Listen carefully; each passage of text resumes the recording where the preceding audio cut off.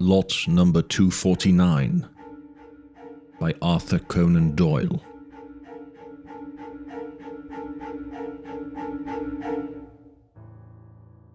Of the dealings of Edward Bellingham with William Monkhouse Lee, and of the cause of the Great Terror of Abercrombie Smith, it may be that no absolute and final judgment will ever be delivered.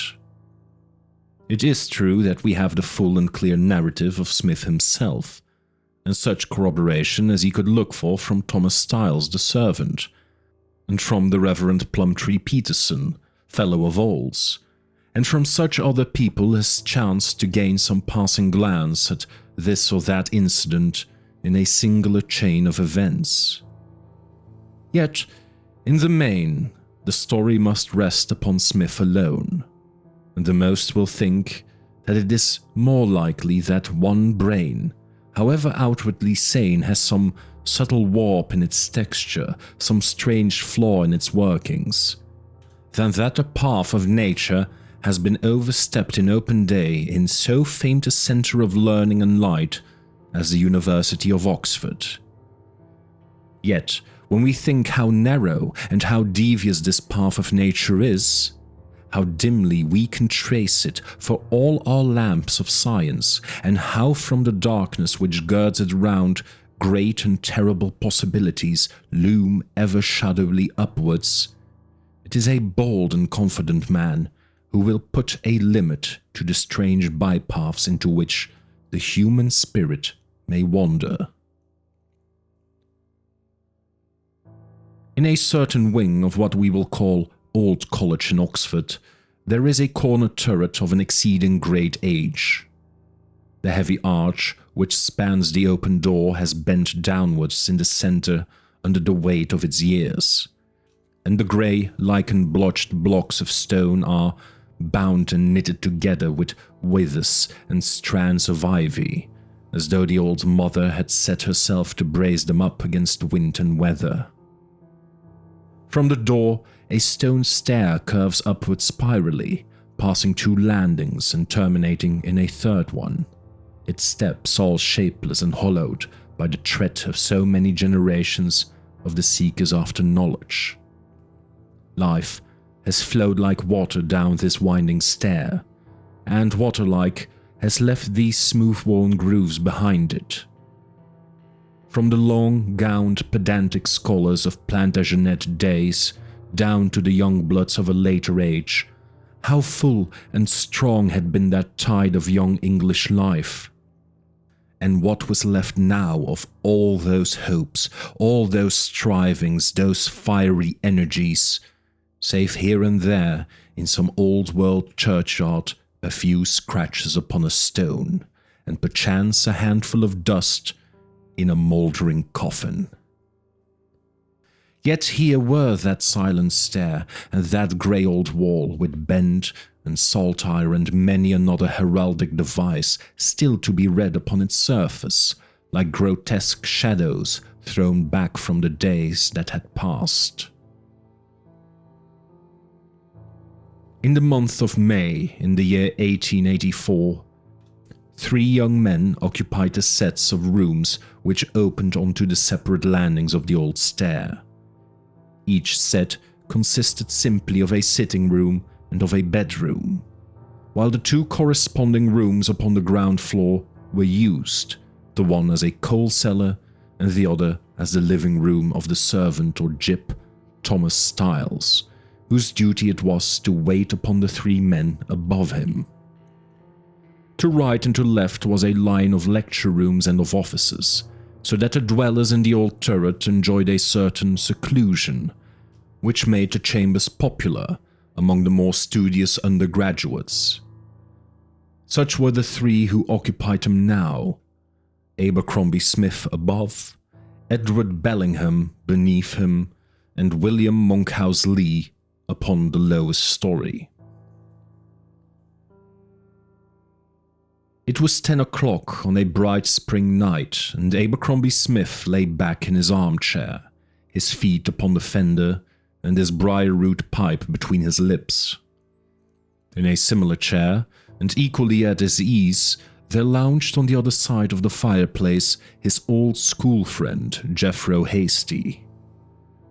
Both men were in flannels, for they had spent their evening upon the river, but apart from their dress, no one could look at their hard-cut, alert faces without seeing that they were open-air men. Men whose minds and tastes turned naturally to all that was manly and robust. Hasty, indeed, was stroke of his college boat, and Smith was an even better oar, but a coming examination had already cast its shadow over him and held him to his work, save for the few hours a week which health demanded. A litter of medical books upon the table, with scattered bones, models and anatomical plates, pointed to the extent as well as the nature of his studies, while a couple of single sticks and a set of boxing gloves above the mantelpiece hinted at the means by which, with Hasty's help, he might take his exercise in its most compressed and least distant form. They knew each other very well, so well that they could sit now in that soothing silence which is the very highest development of companionship. "Have some whiskey?" said Abercrombie Smith at last between two cloudbursts. "Scotch in the jug and Irish in the bottle." "No thanks, I'm in for the skulls. I don't liquor when I'm training. How about you?" "I'm reading hard. I think it best to leave it alone." Hasty nodded, and they relapsed into a contented silence. "By the way, Smith," asked Hasty presently, "have you made the acquaintance of either of the fellows on your stair yet?" "Just a nod when we pass, nothing more." "Huh. I should be inclined to let it stand at that. I know something of them both. Not much, but as much as I want. I don't think I should take them to my bosom if I were you. Not that there's much amiss with Monkhouse Lee." "Meaning the thin one?" "Yeah, precisely. He's a gentlemanly little fellow. I don't think there's any vice in him. But then you can't know him without knowing Bellingham." "Meaning the fat one?" "Yes, the fat one. And he's a man whom I, for one, would rather not know." Abercrombie Smith raised his eyebrows and glanced across at his companion. "Oh, what's up then?" he asked. "Drink? Cards? A cad? You used not to be so censorious." "Ah, you evidently don't know the man, or you wouldn't ask. There is something damnable about him, something reptilian. My gorge always rises at him. I should put him down as a man with secret vices, an evil liver. He's no fool, though. They say that he is one of the best men in his line that they have ever had in the college." "Is it medicine or classics?" "No, Eastern languages. He's a demon at them. Chillingworth met him somewhere above the Second Cataract last long, and he told me that he just prattled to the Arabs as if he had been born and nursed and weaned among them. He talked Coptic to the Copts, and Hebrew to the Jews, and Arabic to the Bedouins, and they were all ready to kiss the hem of his frock coat.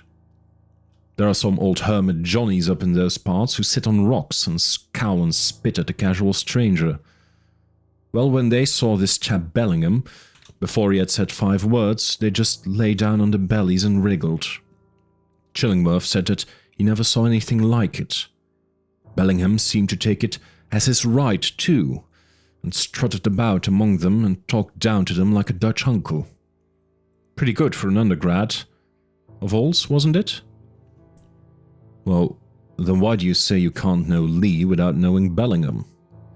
"Because Bellingham is engaged to his sister Evelyn. Such a bright little girl, Smith. I know the whole family well. It's disgusting to see that brute with her. A toad and a dove, that's what they always remind me of." Abercrombie Smith grinned and knocked his ashes out against the side of the grate. "You show every card in your hand, old chap," said he. "What a prejudiced, green-eyed, evil-thinking old man it is. You have really nothing against the fellow except that." "Well, I've known her ever since she was as long as that cherrywood pipe, and I don't like to see her taking risks. And he is a risk. He looks beastly, and he has a beastly temper. A venomous temper. You remember his row with Long Norton? No, you always forget that I am a freshman. Ah, yes, it was last winter, of course. Well, you know the towpath along by the river. There were several fellows going along it, Bellingham in front, when they came on an old market woman coming the other way. It had been raining. You know what those fields are like when it has rained. And the path ran between the river and a great puddle that was nearly as broad. Well, what does this swine do but keep the path and push the old girl into the mud, where she and her marketings came to terrible grief. It was a blackguard thing to do, and Long Norton, who is as gentle a fellow as ever stepped, told him what he thought of it. One word led to another, and it ended in Norton laying his stick across the fellow's shoulder. There was the deuce of a fuss about it, and it's a treat to see the way in which Bellingham looks at Norton when they meet now. Oh, by Jove, Smith, it's nearly 11 o'clock. There's no hurry, light your pipe again. Oh, not I. I'm supposed to be in training. Here I've been sitting gossiping when I ought to have been safely tucked up. I'll borrow your skull if you can share it. Williams has had mine for a month. I'll take the little bones of your ear too if you're sure you won't need them. Thanks very much. Never mind a bag, I can carry them very well under my arm. Good night, my son, and take my tip as to your neighbor. When Hasty, bearing his anatomical plunder, had clattered off down the winding stair, Abercrombie Smith hurled his pipe into the waste-paper basket, and drawing his chair nearer to the lamp, plunged into a formidable green-covered volume adorned with great coloured maps of that strange internal kingdom of which we are the hapless and helpless monarchs. Though a freshman at Oxford, the student was not so in medicine, for he had worked for 4 years at Glasgow and at Berlin, and this coming examination would place him finally as a member of his profession. With his firm mouth, broad forehead and clear-cut, somewhat hard-featured face, he was a man who, if he had no brilliant talent, was yet so dogged, so patient and so strong that he might in the end overtop a more showy genius. A man who can hold his own among Scotchmen and North Germans is not a man to be easily sent back. Smith had left a name at Glasgow and at Berlin, and he was bent now upon doing as much at Oxford, if hard work and devotion could accomplish it. He had sat reading for about an hour, and the hands of the noisy carriage clock upon the side table were rapidly closing together upon the 12, when a sudden sound fell upon the student's ear. A sharp, rather shrill sound like the hissing intake of a man's breath who gasps under some strong emotion. Smith laid down his book and slanted his ear to listen. There was no one on either side or above him, so that the interruption came certainly from the neighbor beneath. The same neighbor of whom Hasty had given so unsavory an account. Smith knew him only as a flabby, pale-faced man of silent and studious habits, a man whose lamp threw a golden bar from the old turret even after he had extinguished his own. This community in lateness had formed a certain silent bond between them. It was soothing to Smith when the hours stole on towards dawning to feel that there was another so close who set a smaller value upon his sleep as he did. Even now, as his thoughts turned towards him, Smith's feelings were kindly. Hasty was a good fellow, but he was rough, strong-fibered, with no imagination or sympathy. He could not tolerate departures from what he looked upon as the model type of manliness. If a man could not be measured by a public school standard, then he was beyond the pale with Hasty. Like so many who are themselves robust, he was apt to confuse the constitution with the character, to ascribe to want of principle what was really a want of circulation. Smith, with his stronger mind, knew his friend's habit, and made allowance for it now as his thoughts turned towards the man beneath him. There was no return of the singular sound, and Smith was about to turn to his work once more, when suddenly there broke out in the silence of the night a hoarse cry, a positive scream, the call of a man who is moved and shaken beyond all control. Smith sprang out of his chair and dropped his book. He was a man of fairly firm fiber, but there was something in this sudden, uncontrollable shriek of horror which chilled his blood and pringled in his skin. Coming in such a place and at such an hour, it brought 1,000 fantastic possibilities into his head. Should he rush down, or was it better to wait? He had all the national hatred of making a scene, and he knew so little of his neighbor that he would not lightly intrude upon his affairs. For a moment he stood in doubt, and even as he balanced the matter, there was a quick rattle of footsteps upon the stairs, and young Monkhouse Lee, half-dressed and as white as ashes, burst into his room. "Come down!" he gasped. "Bellingham's ill!" Abercrombie Smith followed him closely downstairs into the sitting room which was beneath his own, and intent as he was upon the matter in hand, he could not but take an amazed glance around him as he crossed the threshold. It was such a chamber as he had never seen before, a museum rather than a study. Walls and ceiling were thickly covered with 1,000 strange relics from Egypt and the East. Tall, angular figures bearing burdens or weapons stalked in an uncouth frieze round the apartments. Above were bull-headed, stork-headed, cat-headed and owl-headed statues, with viper-crowned, almond-eyed monarchs and strange, beetle-like deities cut out of the blue Egyptian lapis lazuli. Horus and Isis and Osiris peeped down from every niche and shelf, while across the ceiling, a true son of the old Nile, a great hanging-jawed crocodile, was slung in a double noose. In the center of this singular chamber was a large, square table littered with papers, bottles, and the dried leaves of some graceful palm-like plant. These varied objects had all been heaped together in order to make room for a mummy case, which had been conveyed from the wall, as was evident from the gap there, and laid across the front of the table. The mummy itself, a horrid black withered thing, like a charred head on a gnarled bush, was lying half out of the case, with its claw-like hand and bony forearm resting upon the table. Propped up against the sarcophagus was an old yellow scroll of papyrus, and in front of it, in a wooden armchair, sat the owner of the room, his head thrown back, his widely opened eyes directed in a horrified stare to the crocodile above him, and his blue, thick lips puffing loudly with every expiration. "My God, he's dying!" cried Monkhouse Lee distractedly.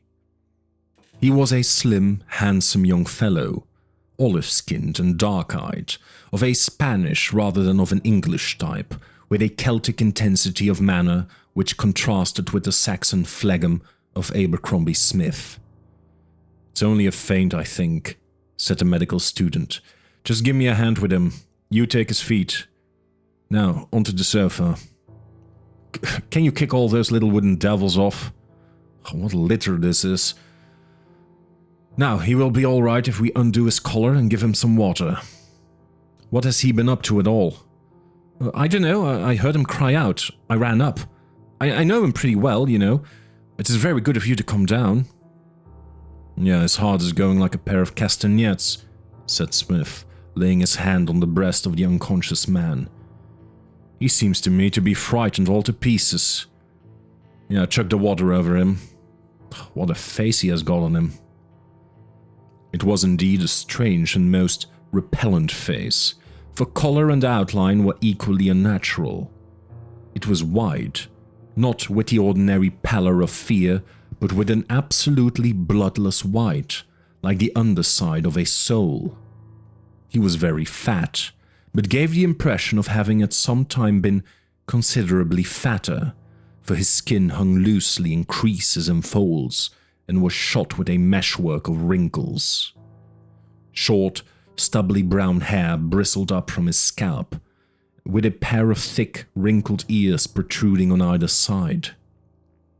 His light grey eyes were still open, the pupils dilated and the balls projecting in a fixed and horrid stare. It seemed to Smith as he looked down upon him that he had never seen nature's danger signals flying so plainly upon a man's countenance, and his thoughts turned more seriously to the warning which Hasty had given him an hour before. "What the deuce can have frightened him so?" he asked. It's the mummy." "The mummy? How then?" "I don't know. It's beastly and morbid. I wish he would drop it. It's the second fright he has given me. It was the same last winter. I found him just like this, with that horrid thing in front of him." "And what does he want with the mummy, then?" "Oh, he's a crank, you know. It's his hobby. He knows more about these things than any man in England. But I wish he wouldn't. He's beginning to come too." A faint tinge of colour had begun to steal back into Bellingham's ghastly cheeks, and his eyelids shivered like a sail after a calm. He clasped and unclasped his hands, drew a long, thin breath between his teeth, and suddenly jerking up his head, threw a glance of recognition around him. As his eyes fell upon the mummy, he sprang off the sofa, seized the roll of papyrus, thrust it into a drawer, turned the key, and then staggered back onto the sofa. "What's up?" he asked. "What do you chaps want?"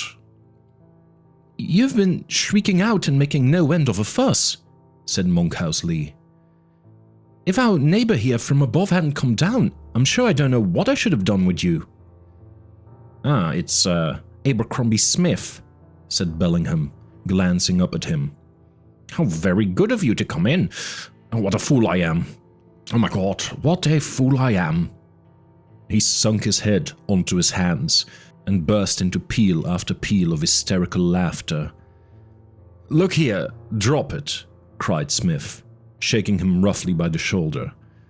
"Your nerves are all in a jangle. You must drop these little midnight games with mummies, or you'll be going off your chum. You're all on wires now."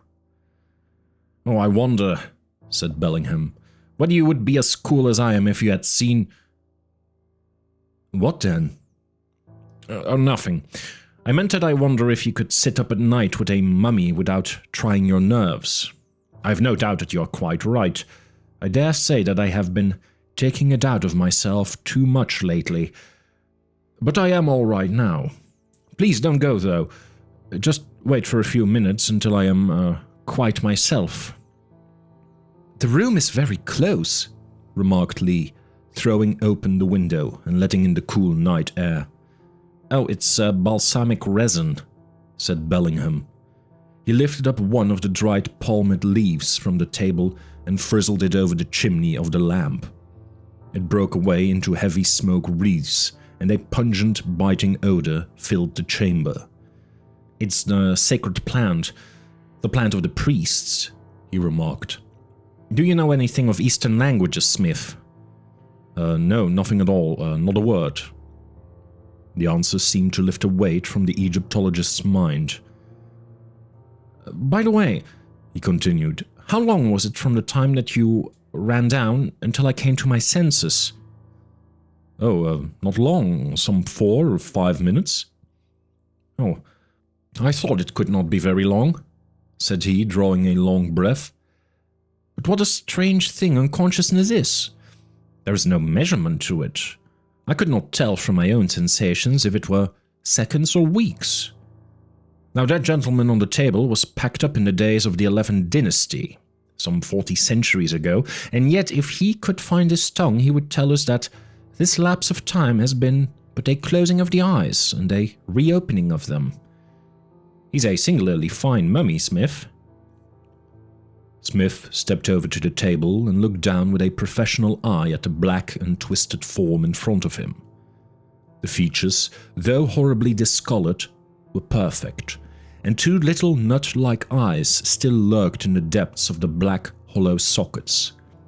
The blotched skin was drawn tightly from bone to bone, and a tangled wrap of black, coarse hair fell over the ears. Two thin teeth, like those of a rat, overlay the shriveled lower lip. In its crouching position, with bent joints and craned head, there was a suggestion of energy about the horrid thing which made Smith's gorge rise. The gaunt ribs, with their parchment-like covering, were exposed, and the sunken, leaden-hued abdomen with the long slit where the embalmer had left his mark. But the lower limbs were wrapped round with coarse yellow bandages. A number of little clove-like pieces of myrrh and of cassia were sprinkled over the body and lay scattered on the inside of the case. "I don't know his name," said Bellingham, passing his hands over the shriveled head. "You see, the outer sarcophagus with the inscription is missing. Lot 249 is all the title he has now. You see it printed on his case. That was his number in the auction at which I picked him up." "He must have been a very pretty sort of fellow in his day," remarked Abercrombie Smith. "He has been a giant. His mummy is 6 feet 7 in length, and that would be a giant over there, for they were never a very robust race. Feel these great knotted bones too. Oh, he would be a nasty fellow to tackle." "Oh, perhaps these very hands helped to build the stones into the pyramids," suggested Monkhouse Lee, looking down with disgust in his eyes at the crooked, unclean talons. "No fear, this fellow has been pickled in natron and looked after in the most approved style. They did not serve horsemen in that fashion. Salt or bitumen was enough for them. It has been calculated that this sort of thing cost about £730 in our money. Our friend was a noble at the least. What do you make of that small inscription near his feet, Smith?" "I told you before, I know no Eastern tongue." "Ah, so you did. It is the name of the embalmer, I take it. A very conscientious worker he must have been. I wonder how many modern works will survive 4,000 years. He kept on speaking lightly and rapidly, but it was evident to Abercrombie Smith that he was still palpitating with fear. His hand shook, his lower lip trembled, and look where he would, his eye always came sliding round to his gruesome companion. Through all his fear, however, there was a suspicion of triumph in his tone and manner. His eye shone, and his footstep, as he paced the room, was brisk and jaunty. He gave the impression of a man who has gone through an ordeal, the marks of which he still bears upon him, but which has helped him to his end. "You're not going yet?" he cried, as Smith rose from the sofa. At the prospect of solitude, his fear seemed to crowd back upon him, and he stretched out a hand to detain him. "Yes, I must go. I have my work to do. You are all right now. I think that with your nervous system, you should take up some less morbid study, though." "Oh, I'm not nervous as a rule, and I have unwrapped mummies before." "Yeah, you fainted last time," observed Monkhouse Lee. "Ah, yes, so I did. Well, I must have a nerve tonic or a course of electricity. You're not going, Lee?" "I'll do whatever you wish, Ned." "Then I'll come down with you and have a shakedown on your sofa. Good night, Smith. I am so sorry to have disturbed you with my foolishness." They shook hands, and as the medical student stumbled up the spiral and irregular stair, he heard a key turn in a door, and the steps of his two new acquaintances as they descended to the lower floor. In this strange way began the acquaintance between Edward Bellingham and Abercrombie Smith, an acquaintance which the latter, at least, had no desire to push further. Bellingham, however, appeared to have taken a fancy to his rough-spoken neighbor and made his advances in such a way that he could hardly be repulsed without absolute brutality. Twice he called to thank Smith for his assistance, and many times afterwards he looked in with books, papers, and other such civilities as two bachelor neighbors can offer each other. He was, as Smith soon found, a man of wide reading, with catholic tastes and an extraordinary memory. His manner, too, was so pleasing and suave that one came after a time to overlook his repellent appearance. For a jaded and wearied man, he was no unpleasant companion, and Smith found himself, after a time, looking forward to his visits, and even returning them. Clever as he undoubtedly was, however, the medical student seemed to detect a dash of insanity in the man. He broke out at times into a high, inflated style of talk, which was in contrast with the simplicity of his life. "It is a wonderful thing," he cried, "to feel that one can command powers of good and of evil, a ministering angel or a demon of vengeance." And again, of Monkhouse Lee, he said, "Oh, Lee's a good fellow, an honest fellow, but he is without strength or ambition. He would not make a fit partner for a man with a great enterprise. He would not make a fit partner for me." At such hints and innuendos, stolid Smith, puffing solemnly at his pipe, would simply raise his eyebrows and shake his head, with little interjections of medical wisdom as to earlier hours and fresher air. One habit Bellingham had developed of late, which Smith knew to be a frequent herald of a weakening mind. He appeared to be forever talking to himself. At late hours of the night, when there could be no visitor with him, Smith could still hear his voice beneath him in a low, muffled monologue, sunk almost to a whisper, and yet very audible in the silence. This solitary babbling annoyed and distracted the student, so that he spoke more than once to his neighbor about it. Bellingham, however, flushed up at the charge and denied curtly that he had uttered a sound. Indeed, he showed more annoyance over the matter than the occasion seemed to demand. Had Abercrombie Smith had any doubt as to his own ears, he had not to go far to find corroboration. Tom Styles, the little wrinkled manservant who had attended to the wants of the lodgers in the turret for a longer time than any man's memory could carry him, was sorely put to it over the same matter. "If you please, sir," said he, as he tidied down the top chamber one morning, "do you think Mr. Bellingham is all right, sir?" "All right, Styles?" "Yes, sir. Right in the head, sir." "Why should he not be, then?" "Well, I don't know, sir. His habits has changed of late. He's not the same man he used to be, though I make free to say that he was never quite one of my gentlemen, like Mr. Hasty or yourself, sir. He's took to talking to himself something awful. I wonder it don't disturb you. I don't know what to make of him, sir." "I don't know what business it is of yours, Styles." "Well, I take an interest, Mr. Smith. It may be forward of me, but I can't help it.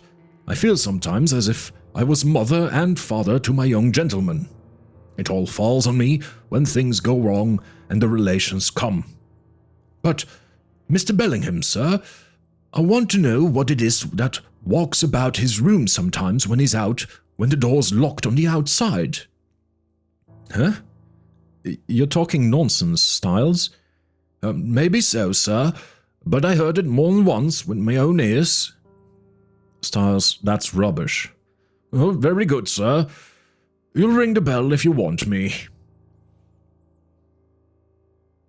Abercrombie Smith gave little heed to the gossip of the old manservant, but a small incident occurred a few days later which left an unpleasant effect upon his mind, and brought the words of Styles forcibly to his memory. Bellingham had come up to see him late one night, and was entertaining him with an interesting account of the rock tombs of Beni Hassan in Upper Egypt, when Smith, whose hearing was remarkably acute, distinctly heard the sound of a door opening on the landing below. "There's some fellow gone in or out of your room," he remarked. Bellingham sprang up and stood helpless for a moment, with the expression of a man who is half incredulous and half afraid. "Oh, I surely locked it. I'm almost positive that I locked it," he stammered. "No one could have opened it." "Why, I hear someone coming up the steps now," said Smith. Bellingham rushed out through the door, slammed it loudly behind him, and hurried down the stairs. About halfway down, Smith heard him stop and thought he caught the sound of whispering. A moment later, the door beneath him shut. A key creaked in a lock, and Bellingham, with beads of moisture upon his pale face, ascended the stairs once more and re-entered the room. "Oh, it's all right," he said, throwing himself down in a chair. It was that fool of a dog. He had pushed the door open. I don't know how I came to forget to lock it." "Oh, I didn't know you kept a dog," said Smith, looking very thoughtfully at the disturbed face of his companion. "Oh yes, I haven't had him long. I must get rid of him. He's a great nuisance." "Yeah, he must be if you find it so hard to shut him up. I should have thought that shutting the door would have been enough without locking it." "Oh, I want to prevent old Styles from letting him out. He's of some value, you know, and it would be awkward to lose him." "Oh, I'm a bit of a dog fancier myself," said Smith, still gazing hard at his companion from the corner of his eyes. "Perhaps you'll let me have a look at him?" "Oh, certainly, yes, but I am afraid it cannot be tonight. I have an appointment. Is that clock right? Then I'm a quarter of an hour late already. You'll excuse me, Smith, I'm sure?" He picked up his cap and hurried from the room. In spite of his appointment, Smith heard him re-enter his own chamber and lock his door upon the inside. This interview left a disagreeable impression upon the medical student's mind. Bellingham had lied to him, and lied so clumsily that it looked as if he had desperate reasons for concealing the truth. Smith knew that his neighbor had no dog. He knew also that the step which he had heard upon the stairs was not the step of an animal. But if it were not, then what could it be? There was old Styles' statement about the something which used to pace the room at times when the owner was absent. Could it be a woman? Smith rather inclined to the view. If so, it would mean disgrace and expulsion to Bellingham if it were discovered by the authorities, so that his anxiety and falsehoods might be accounted for. And yet it was inconceivable that an undergraduate could keep a woman in his rooms without being instantly detected. Be the explanation what it might, there was something ugly about it, and Smith determined, as he turned to his books, to discourage all further attempts at intimacy on the part of his soft-spoken and ill-favored neighbor. But his work was destined to interruption that night. He had hardly caught tip the broken threads when a firm, heavy footfall came 3 steps at a time from below, and Hasty, in blazer and flannels, burst into the room. "Still at it?" said he, plumping down into his wonted armchair. "What a chap you are to stew. I believe an earthquake might come and knock Oxford into a cocked hat, and you would sit perfectly placid with your books among the rains. However, I won't bore you long. 3 whiffs of baccy, and I'm off." "What's the news then?" asked Smith, cramming a plug of bird's eye into his briar with his forefinger. "Oh, nothing very much. Wilson made 70 for the freshman against the 11. They say that they will play him instead of the Buddicombe, for Buddicombe is clean off collar. He used to be able to bowl a little, but it's nothing but half volleys and long hops now." "Meter 'em right," suggested Smith, with the intense gravity which comes upon a varsity man when he speaks of athletics. "Inclining too fast with a work from leg. Comes with the arm about 3 inches or so. He used to be nasty on a wet wicket. Oh, by the way, have you heard about Long Norton? What's that? He's been attacked. Attacked? Yes, just as he was turning out of the high street and within 100 yards of the gate of Olds.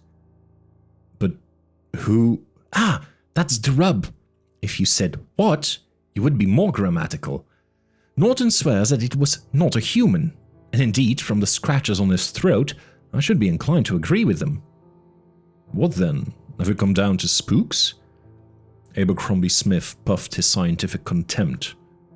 Well, no, I don't think that is quite the idea either. I am inclined to think that if any showman has lost a great ape lately, and the brute is in these parts, a jury would find a true bill against it. Norton passes that way every night, you know, about the same hour. There's a tree that hangs low over the path, the big elm from Rainey's garden. Norton thinks the thing dropped on him out of the tree. Anyhow, he was nearly strangled by 2 arms, which, he says, were as strong and as thin as steel bands. He saw nothing, only those beastly arms had tightened and tightened on him. He yelled his head nearly off, and a couple of chaps came running, and the thing went over the wall like a cat. He never got a fair sight of it the whole time. It gave Norton a shake-up, I can tell you. I tell him it has been as good as a change at the seaside for him. A garroter, most likely, said Smith. Oh yeah, very possibly. Norton says not. But we don't mind what he says. The garroter had long nails and was pretty smart at swinging himself over walls. By the way, your beautiful neighbor would be pleased if he heard about it. He had a grudge against Norton, and he's not a man, from what I know of him, to forget his little debts. But hello, old chap, what have you got in your noddle? Nothing, Smith answered curtly. He had started in his chair, and the look had flashed over his face which comes upon a man who is struck suddenly by some unpleasant idea. You looked as if something I said had taken you on the raw. By the way, you have made the acquaintance of Master B since I looked in last, have you not? Young Monkhouse Lee told me something to that effect. Oh, yes, I know him slightly. He has been up here once or twice. Well, you're big enough and ugly enough to take care of yourself. He's not what I would call exactly a healthy sort of Johnny, though. No doubt he's very clever and all that. But you'll soon find out for yourself. Lee's all right. He's a very decent little fellow. Well, so long, old chap. I row Mullins for the Vice-Chancellor's pot on Wednesday week. So, mind you come down, in case I don't see you before. Bovine Smith laid down his pipe and turned stolidly to his books once more. But with all the will in the world, he found it very hard to keep his mind upon his work. It would slip away to brood upon the man beneath him, and upon the little mystery which hung round his chambers. Then his thoughts turned to the singular attack of which Hasty had spoken, and to the grudge which Bellingham was said to owe the object of it. The 2 ideas would persist in rising together in his mind, as though there were some close and intimate connection between them. And yet the suspicion was so dim and vague that it could not be put down in words. Confound the chap, cried Smith, as he shied his book on pathology across the room. He has spoiled my night's reading. That's reason enough, if there were no other, why I should steer clear of him in the future. For 10 days, the medical student confined himself so closely to his studies that he neither saw nor heard anything of either of the men beneath him. At the hours when Bellingham had been accustomed to visit him, he took care to sport his oak, and though he more than once heard a knocking at his outer door, he resolutely refused to answer it. One afternoon, however, he was descending the stairs when, just as he was passing it, Bellingham's door flew open, and young Monkhouse Lee came out with his eyes sparkling and a dark flush of anger upon his olive cheeks. Close at his heels followed Bellingham, his fat, unhealthy face all quivering with malignant passion. "You fool!" he hissed. "You'll be very sorry." "Yeah, very likely," cried the other. Mind what I say, it's off. I won't hear of it. You've promised anyhow. Oh, I'll keep that. I won't speak, but I'd rather little Eva was in a grave. Once for all, it's off. She'll do what I say. We don't want to see you again. So much Smith could not avoid hearing, but he hurried on, for he had no wish to be involved in their dispute. There had been a serious breach between them, that was clear enough, and Lee was going to cause the engagement with his sister to be broken off. Smith thought of Hasty's comparison of the toad and the dove, and was glad to think that the matter was at an end. Bellingham's face, when he was in a passion, was not pleasant to look upon. He was not a man to whom an innocent girl could be trusted for life. As he walked, Smith wondered languidly what could have caused the quarrel, and what the promise might be which Bellingham had been so anxious that Monkhouse Lee should keep.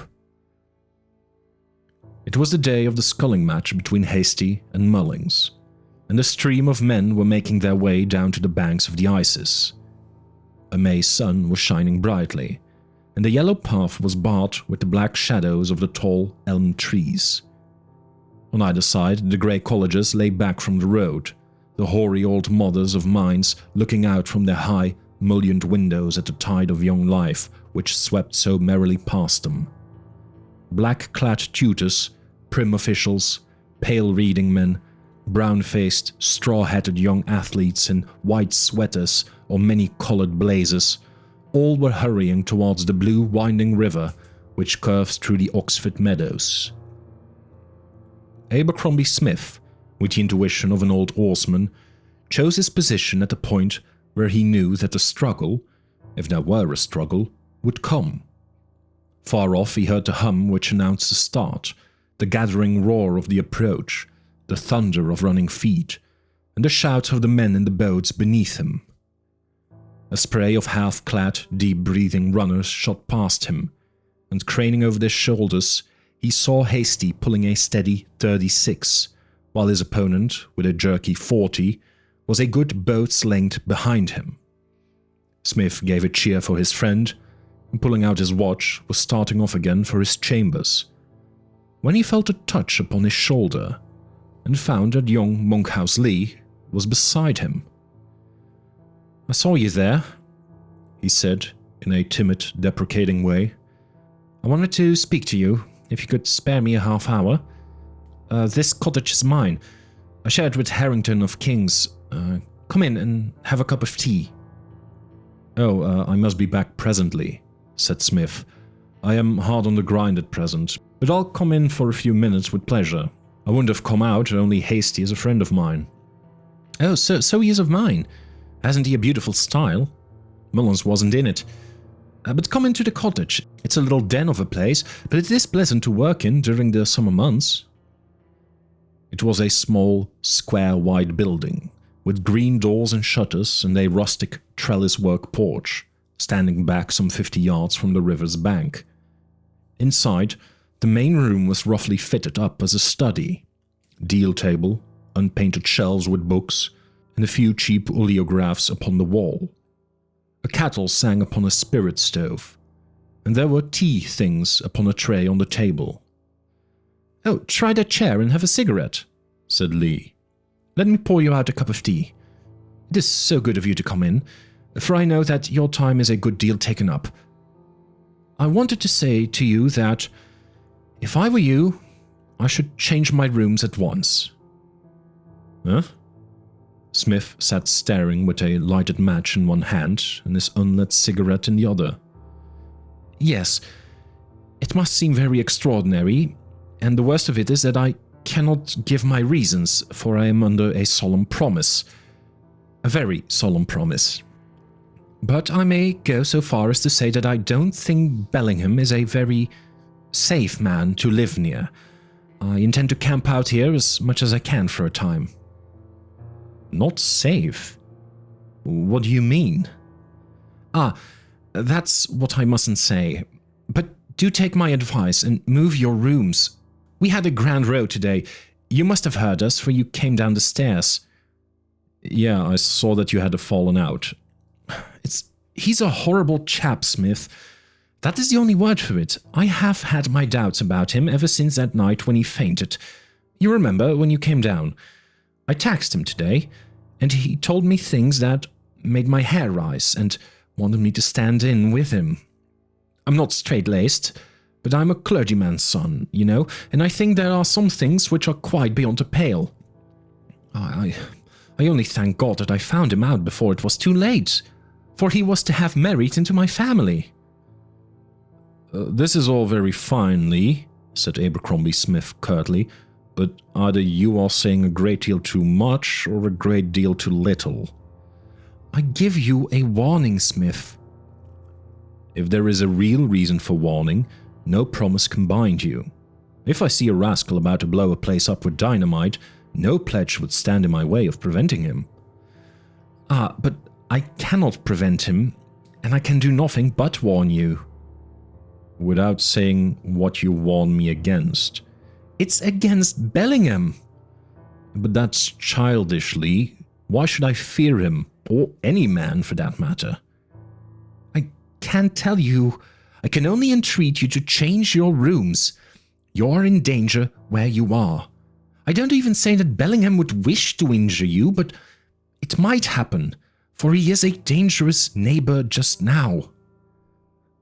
Perhaps I know more than you think, said Smith, looking keenly at the young man's boyish, earnest face.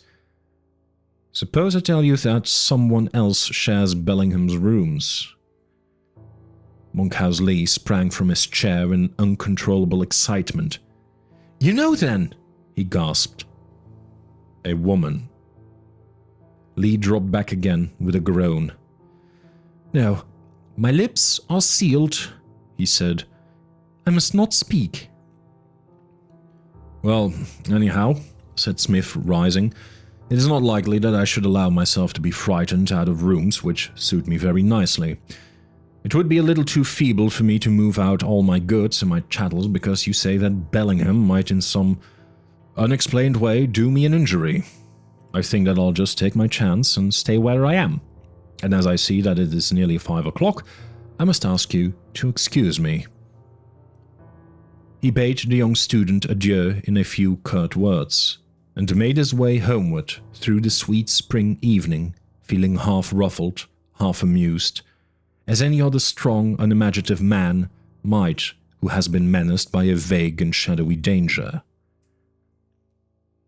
There was one little indulgence which Abercrombie Smith always allowed himself, however closely his work might press upon him.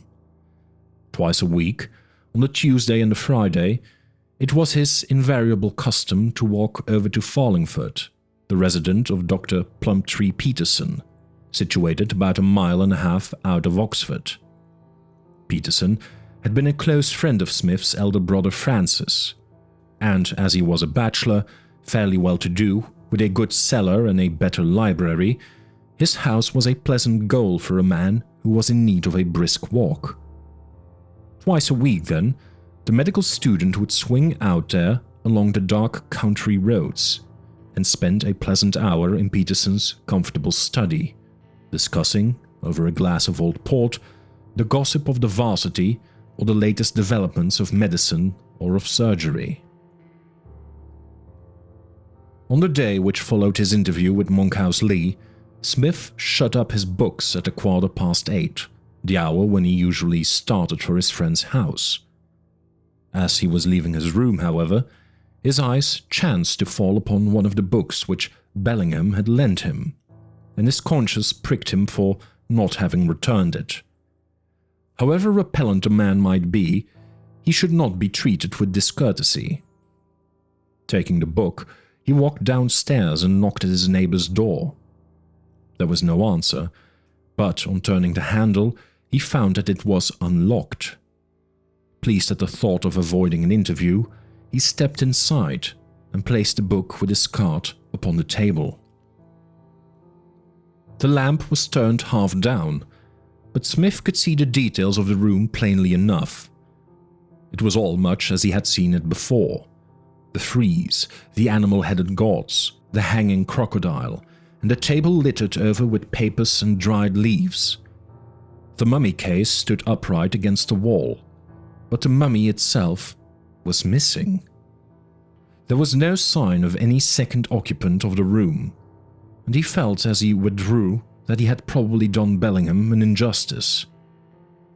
Had he a guilty secret to preserve, he would hardly leave his door open so that all the world might enter. The spiral stair was as black as pitch, and Smith was slowly making his way down its irregular steps, when he was suddenly conscious that something had passed him in the darkness. There was a faint sound, a whiff of air, a light brushing past his elbow, but so slight that he could scarcely be certain of it. He stopped and listened, but the wind was rustling among the ivy outside, and he could hear nothing else. "Is that you, Styles?" he shouted. There was no answer, and all was still behind him.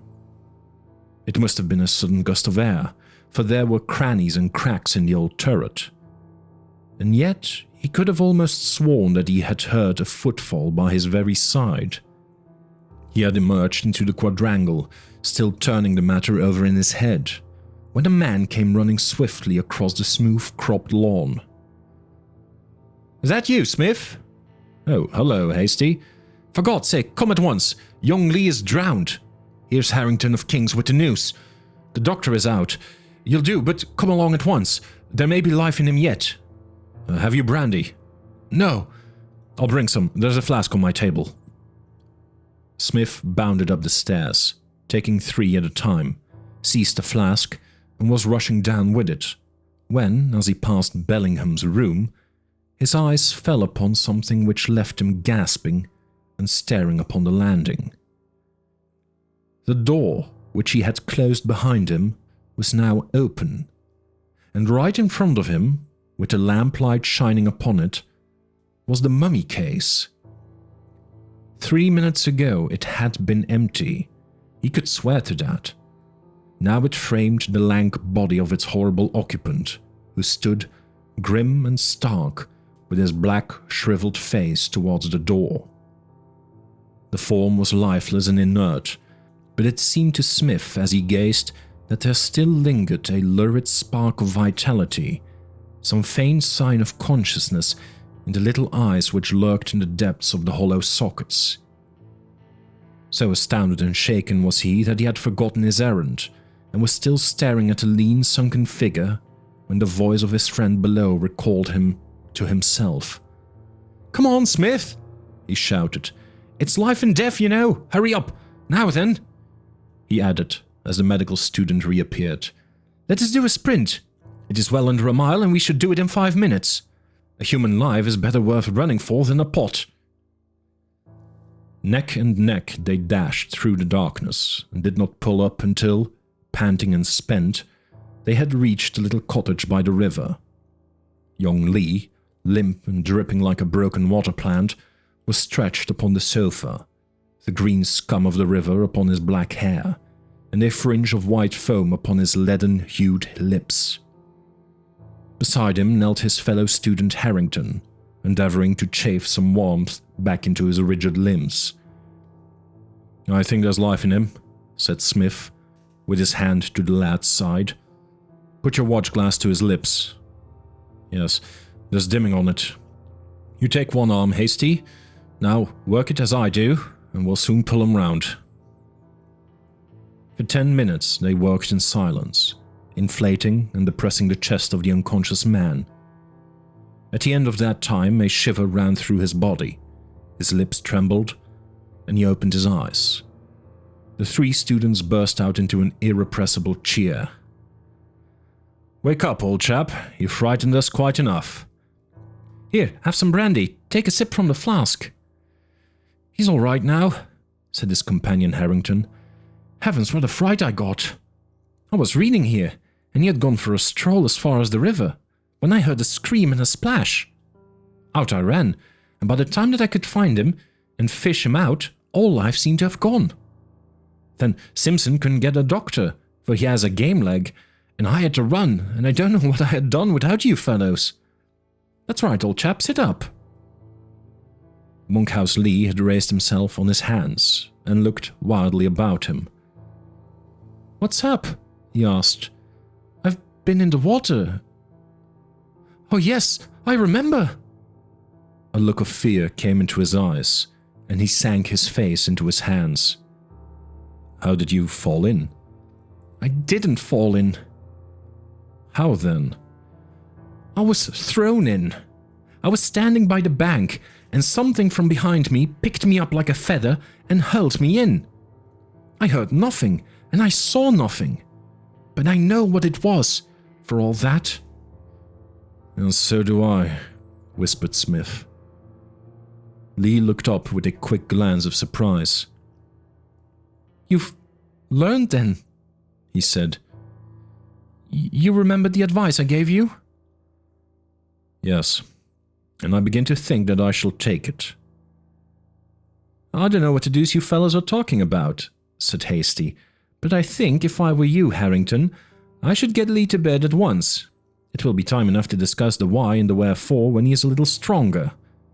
I think, Smith, you and I can leave him alone now. I am walking back to the college. If you are coming in that direction, we can have a chat. But it was little chat that they had upon their homeward path. Smith's mind was too full of the incidents of the evening, the absence of the mummy from his neighbor's rooms, the step that passed him on the stair, the reappearance, the extraordinary, inexplicable reappearance of that grisly thing. And then, this attack upon Lee, corresponding so closely to the previous outrage upon another man against whom Bellingham bore a grudge. All this settled in his thoughts, together with the many little incidents which had previously turned him against his neighbor, and the singular circumstances under which he was first called into him. What had been a dim suspicion, a vague, fantastic conjecture, had suddenly taken form and stood out in his mind as a grim fact, a thing not to be denied. And yet, how monstrous it was! How unheard of! How entirely beyond all bounds of human experience! An impartial judge, or even the friend who walked by his side, would simply tell him that his eyes had deceived him, that the mummy had been there all the time, that young Lee had tumbled into the river as any other man tumbles into a river, and that a blue pill was the best thing for a disordered liver. He felt that he would have said as much if the positions had been reversed. And yet, he could swear that Bellingham was a murderer at heart, and that he wielded a weapon such as no man had ever used in all the grim history of crime. Hasty had branched off to his rooms with a few crisp and emphatic comments upon his friend's unsociability, and Abercrombie Smith crossed the quadrangle to his corner turret with a strong feeling of repulsion for his chambers and their associations.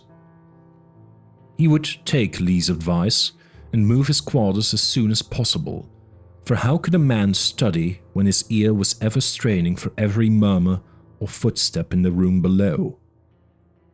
He observed, as he crossed over the lawn, that the light was still shining in Bellingham's window, and as he passed up the staircase, the door opened, and the man himself looked out at him.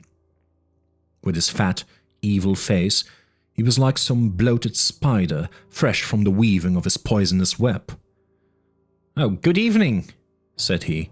"Won't you come in?" "No," cried Smith fiercely. No. You're busy as ever?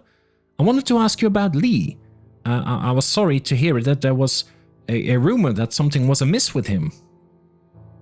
His features were grave, but there was the gleam of a hidden laugh in his eyes as he spoke. Smith saw it, and he could have knocked him down for it.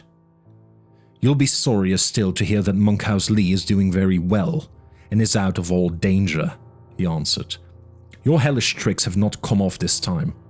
Oh, you need to try and brazen it out. I know all about it." Bellingham took a step back from the angry student, and half closed the door as if to protect himself. You're mad," he said. What do you mean? Do you assert that I had anything to do with Lee's accident? Yes, thundered Smith. You and that bag of bones behind you. You worked it between you. I tell you what it is, Master B.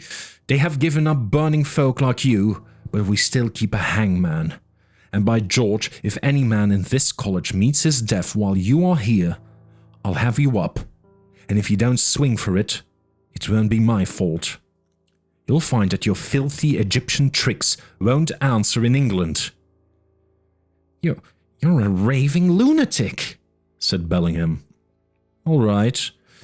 You just remember what I say, for you'll find that I'll be better than my word. The door slammed, and Smith went fuming up to his chamber, where he locked the door upon the inside, and spent half the night in smoking his old briar and brooding over the strange events of the evening. Next morning, Abercrombie Smith heard nothing of his neighbor, but Harrington called upon him in the afternoon to say that Lee was almost himself again. All day, Smith stuck fast to his work, but in the evening he determined to pay the visit to his friend Dr. Peterson, upon which he had started upon the night before. A good walk and a friendly chat would be welcome to his jangled nerves. Bellingham's door was shut as he passed, but glancing back when he was some distance from the turret, he saw his neighbor's head at the window outlined against the lamplight, his face pressed apparently against the glass as he gazed out into the darkness. It was a blessing to be away from all contact with him, but if for a few hours, and Smith stepped out briskly and breathed the soft spring air into his lungs. The half-moon lay in the west between two Gothic pinnacles, and threw upon the silvered street a dark tracery from the stonework above. There was a brisk breeze, and light, fleecy clouds drifted swiftly across the sky. Olds was on the very border of the town, and in 5 minutes Smith found himself beyond the houses and between the hedges of a May-scented Oxfordshire lane. It was a lonely and little frequented road which led to his friend's house. Early as it was, Smith did not meet a single soul upon his way. He walked briskly along until he came to the avenue gate, which opened into the long gravel drive leading up to Farlingford. In front of him, he could see the cozy red light of the windows glimmering through the foliage. He stood with his hand upon the iron latch of the swinging gate, and he glanced back at the road along which he had come. Something was coming swiftly down it. It moved in the shadow of the hedge, silently and furtively, a dark, crouching figure, dimly visible against a black background. Even as he gazed back at it, it had lessened its distance by 20 paces and was fast closing upon him. Out of the darkness he had a glimpse of a scraggy neck and of 2 eyes that will ever haunt him in his dreams. He turned, and with a cry of terror he ran for his life up the avenue. There were the red lights, the signals of safety, almost within a stone's throw of him. He was a famous runner, but never had he run as he ran that night. The heavy gate had swung into place behind him, but he heard it dash open again by his pursuer. As he rushed madly and wildly through the night, he could hear a swift, dry patter behind him, and could see, as he threw back a glance, that this horror was bounding like a tiger at his heels, with blazing eyes and one stringy arm outthrown. Thank God, the door was ajar. He could see the thin bar of light which shot from the lamp in the hall. Near yet sounded a clatter from behind. He heard a hoarse gurgling at his very shoulder. With a shriek, he flung himself against the door, slammed and bolted it behind him, and sank, half fainting, onto the hall chair. "My goodness, Smith, what's the matter?" asked Peterson, appearing at the door of his study. "Give me some brandy." Peterson disappeared, and came rushing out again with a glass and a decanter. "Oh, you need it," he said, as his visitor drank off what he poured out for him. "Why, man, you're as white as a cheese." Smith laid down his glass. rose up. He took a deep breath.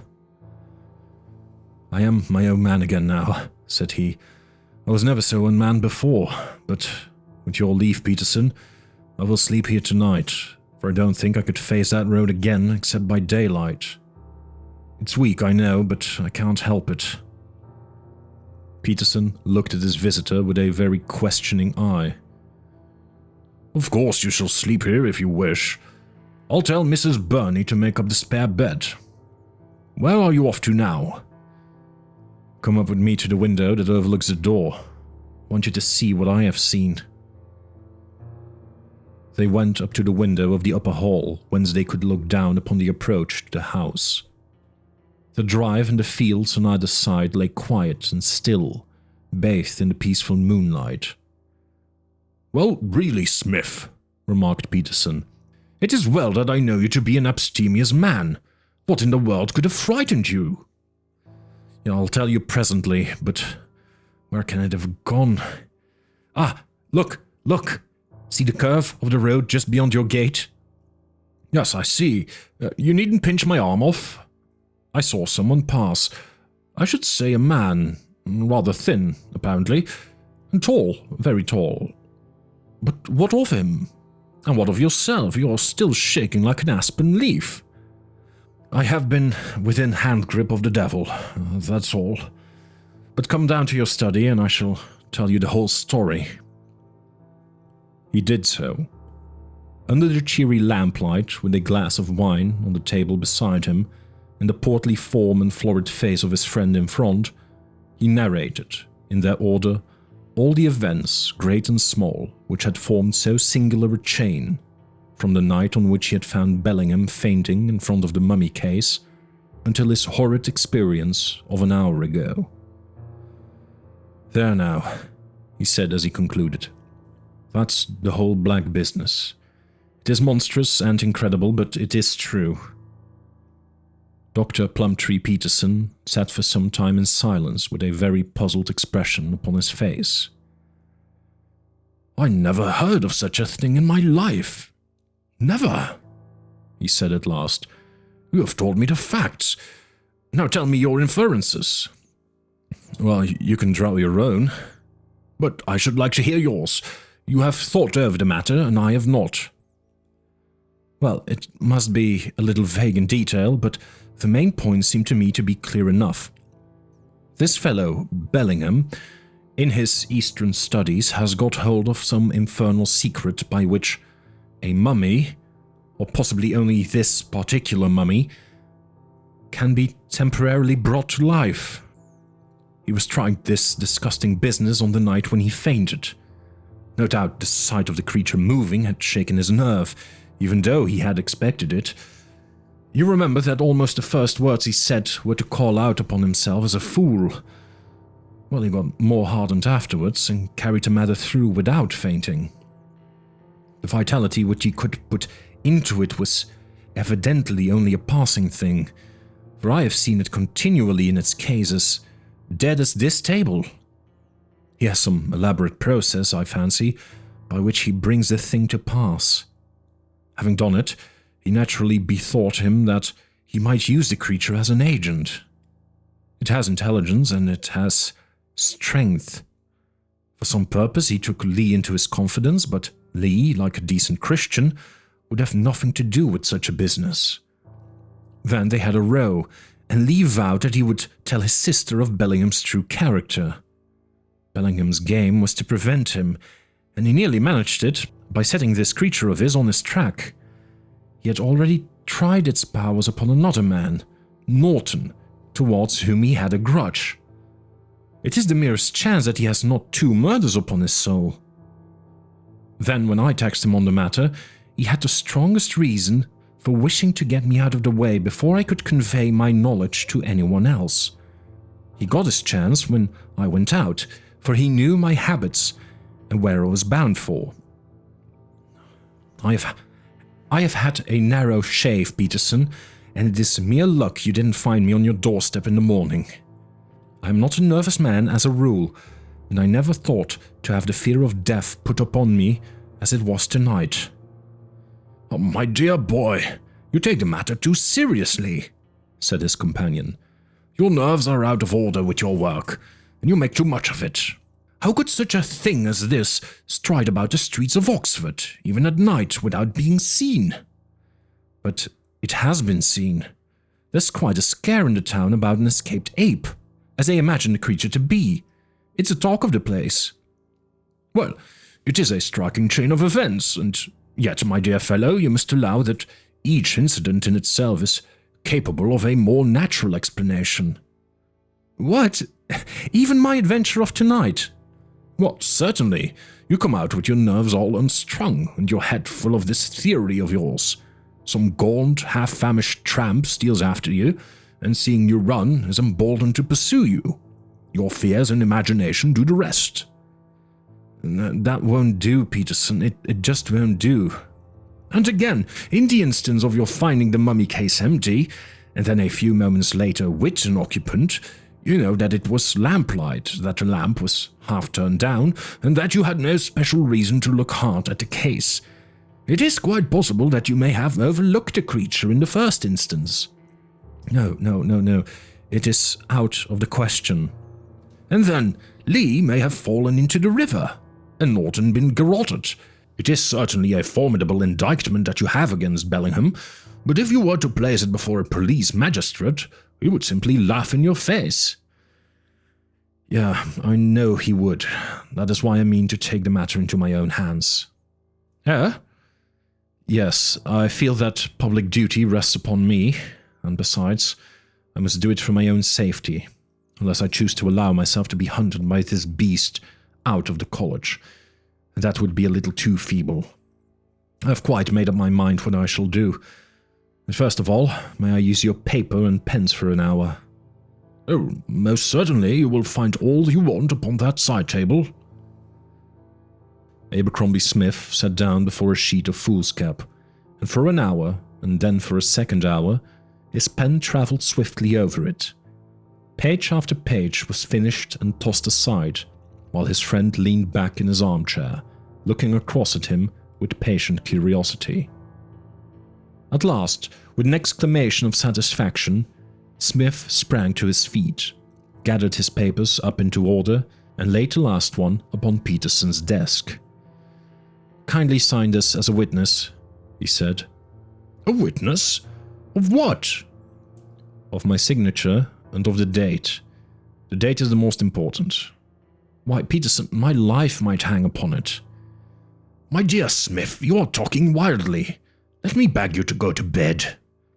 "On the contrary, I have never spoke so deliberately in my life, and I will promise to go to bed the moment you have signed it." "But what is it?" "It is a statement of all that I have been telling you tonight. I wish you to witness it." "Oh, well, certainly," said Peterson, signing his name under that of his companion. "There you are. But what is the idea?" "You will kindly retain it and produce it in case I am arrested." "Arrested? For what?" "For murder. It is quite in the cards. I wish to be ready for every event. There is only one course open to me, and I am determined to take it." "For heaven's sake, don't do anything rash, Smith." "Believe me, it would be far more rash to adopt any other course. I hope that we won't need to bother you, but it will ease my mind to know that you have this statement of my motives. And now I am ready to take your advice and to go to roost, for I want to be at my best in the morning." Abercrombie Smith was not an entirely pleasant man to have as an enemy. Slow and easy-tempered, he was formidable when driven to action. He brought to every purpose in life the same deliberate resoluteness which had distinguished him as a scientific student. He had laid his studies aside for a day, but he intended that the day should not be wasted. Not a word did he say to his host as to his plans, but by 9 o'clock he was well on his way back to Oxford. In the High Street, he stopped at Clifford's, the gunmaker's, and bought a heavy revolver with a box of central fire cartridges. 6 of them he slipped into the chambers, and half-cocking the weapon, placed it in the pocket of his coat. He then made his way to Hasty's rooms, where the big horseman was lounging over his breakfast, with the Sporting Times propped up against the coffee pot. "Hello, what's up?" he asked. "Have some coffee?" "No, thank you. I want you to come with me, Hasty, and do what I ask you." "Oh, certainly, my boy." "Oh, and bring a heavy stick with you." Hello?" Hasty stared. "Here's a hunting crop that would fell an ox." "Oh, one other thing. You have a box of amputating knives, right? Give me the longest of them." "Okay, there you are. You seem to be fairly on the war trail. Anything else?" "No, that will do." Smith placed a knife inside his coat and led the way to the quadrangle. "We are neither of us chickens, Hasty," said he. "I think I can do this job alone, but I take you as a precaution. I'm going to have a little talk with Bellingham. If I have only him to deal with, I won't, of course, need you. If I shout, however, up you come and lam out with your whip as hard as you can lick. Do you understand?" "All right, I'll come if I hear you bellow." "Stay here, then. It may be a little time, but don't budge until I come down. I'm a fixture." Smith ascended the stairs, opened Bellingham's door, and stepped in. Bellingham was seated behind his table, writing. Beside him, among his litter of strange possessions, towered the mummy case, with its sale number 249 still stuck upon its front, and its hideous occupant stiff and stark within it. Smith looked very deliberately round him, closed the door and locked it, took the key from the inside, and then, stepping across to the fireplace, struck a match and set the fire alight. Bellingham sat staring, with amazement and rage upon his bloated face. "Well, really now, you make yourself at home," he gasped. Smith sat himself deliberately down, placing his watch upon the table, drew out his pistol, cocked it, and laid it in his lap. Then he took the long amputating knife from his bosom and threw it down in front of Bellingham. "Now then," said he, "just get to work and cut up that mummy." "Oh, is that it?" said Bellingham with a sneer. "Yes, that is it. They tell me that the law can't touch you, but I have a law that will set matters straight. If in 5 minutes you have not set to work, I swear by the God who made me that I will put a bullet through your brain." "You would murder me?" Bellingham had half risen, and his face was the color of putty. "Yes." "And for what?" "To stop your mischief. 1 minute has gone." "But what have I done?" "I know, and you know." "Oh, this is mere bullying." 2 minutes are gone."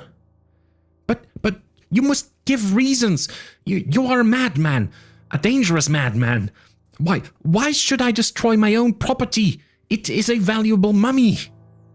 "You must cut it up, and you must burn it." "I will do no such thing." 4 minutes are gone." Smith took up the pistol and looked towards Bellingham with an inexorable face. As the second hand stole round, he raised his hand, and the finger twitched upon the trigger. There, I'll do it," screamed Bellingham. In frantic haste, he caught up the knife and hacked the figure of the mummy, ever glancing round to see the eye and the weapon of his terrible visitor bent upon him. The creature crackled and snapped under every stab of the keen blade. A thick yellow dust rose up from it. Spices and dried essences rained down upon the floor. Suddenly, with a rending crack, its backbone snapped asunder, and it fell, a brown heap of sprawling limbs upon the floor. "Now, cast it into the fire," said Smith. The flames leaped and roared as the dried and tinder-like debris was piled upon it. The little room was like the stokehole of a steamer, and the sweat ran down the faces of the two men. But still the one stooped and worked, while the other sat watching him with a set face. A thick, fat smoke oozed out from the fire, and a heavy smell of burned resin and singed hair filled the air. In a quarter of an hour, a few charred and brittle sticks were all that was left of lot number 249. "Perhaps that will satisfy you," snarled Bellingham, with hate and fear in his little grey eyes as he glanced back at his tormentor. "Oh no, you must make a clean sweep of all your materials. We must have no more devil's tricks. In with all these leaves. They must have something to do with it."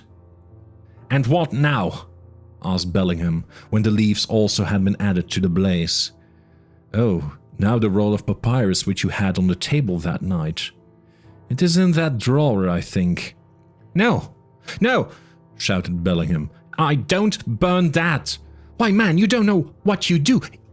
It's unique. It contains wisdom which is nowhere else to be found." "Out with it." "But look here, Smith. You can't really mean it. I'll share the knowledge with you. I'll teach you all that is in it. Or stay, let me only copy it before you burn it." Smith stepped forward and turned the key in the drawer. Taking out a yellow, curled roll of paper, he threw it into the fire and pressed it down with his heel.